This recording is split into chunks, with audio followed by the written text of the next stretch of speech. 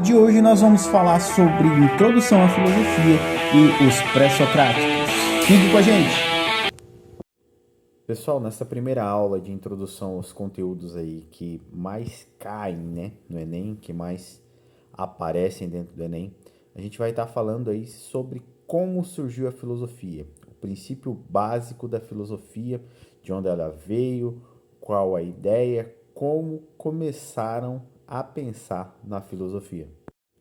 O que aconteceu, pessoal? Lá na Grécia Antiga, por volta do século V a.C., a filosofia surge com o intuito de romper com o pensamento mitológico, com o intuito aí de tentar mudar o pensamento da galera na época que não buscava a questão racional. Tinha sua explicação de vida, a explicação de surgimento do mundo, da humanidade, de surgimento aí do cosmos, de todo o universo a partir de uma explicação mitológica. Então se acreditavam, né, que os deuses tinham criado, né? A mitologia grega é muito rica, vocês podem estar pesquisando depois sobre esse assunto, e ela fala de muitas coisas.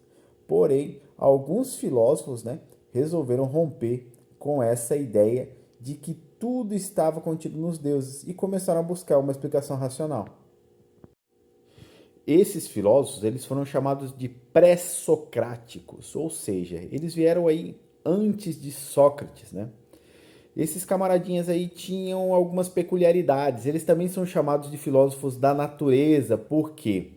Porque eles buscaram, através do pensamento racional e através do rompimento com o mito, tá explicando aí, através de elementos naturais, o princípio fundador de todas as coisas. Esses princípios, ou esse princípio, tinha o nome de arqué. Então, dentre esses filósofos, compensa a gente falar de alguns camaradas lá. Vamos lá. Vamos começar pelos monistas. Os monistas eram aqueles que acreditavam que havia um elemento fundador de todas as coisas. Dentre eles, a gente tem Tales de Mileto, Anaximandro e Anaximenes. Tales acreditava que o princípio gerador, o fundador de todas as coisas, estava na água, porque ele começou a acompanhar, né, o ciclo dos rios e ele viu que onde a água passava fluía vida. Então ele acreditou que esse princípio fundador de todas as coisas seria o úmido. Já Anaximandro, ele disse que o apeiron, o infinito, né, o indeterminado, seria o princípio gerador de todas as coisas. Então que não se poderia determinar apenas através, né, de um elemento. Ele disse que seria algo que estaria oculto, né, que não poderia ser aí visto pelo resto da humanidade. Anaximenes já rompe com isso. Ele diz aí que não seria a água e nem seria, né, o infinito, o princípio gerador de todas as coisas, mas sim que seria o ar, o princípio, né, que traria a vida para o ser humano, porque todos os animais, todos os seres necessitavam do ar para sobreviver.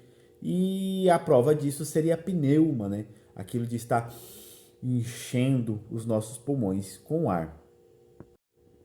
Dois filósofos que são muito importantes e que vale a pena a gente estar falando, sempre cai em vestibular, sempre cai aí no Enem, são Heráclito e Parmênides. Então são dois filósofos que têm contrapontos.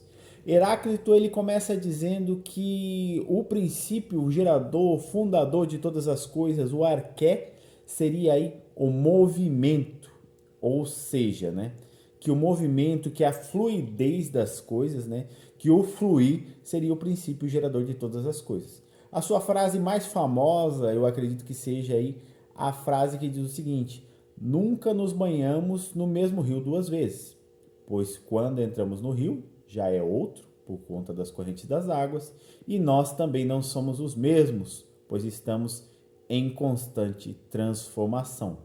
Já Parmênides de Eleia, né, ele começa a dizer que o princípio seria o ser imóvel, tá? Que nós seríamos feitos de uma partícula única e que não havia uma mutabilidade, né? Que nós não estaríamos em mudança.